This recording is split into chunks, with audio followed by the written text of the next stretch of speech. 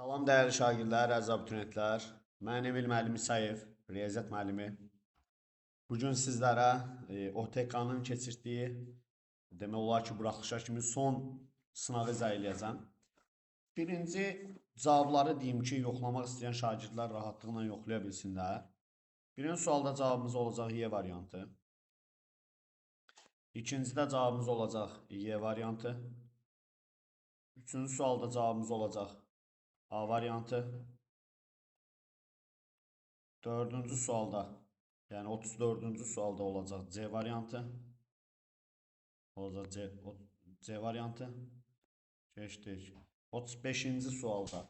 35-ci sualda olacaq bizdə C variantı. 36-cı sualda bizdə olacaq B variantı.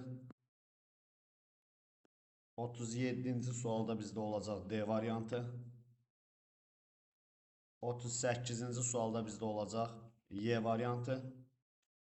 39-cu sualda bizdə olacaq A variantı.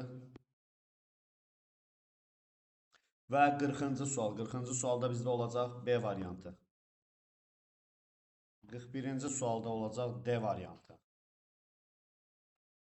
42-ci sualda olacaq C variantı.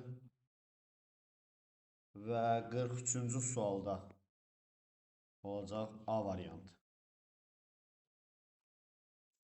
Olacaq A variantı. Keçdik açıq tipli suallara. 44-cü sualda doğru cavab 30-dur.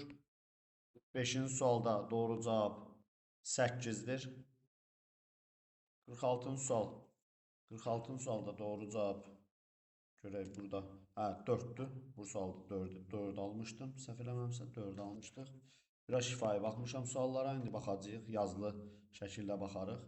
46-cı sual. 47-ci sual. Burada da doğru cavab 4-dür.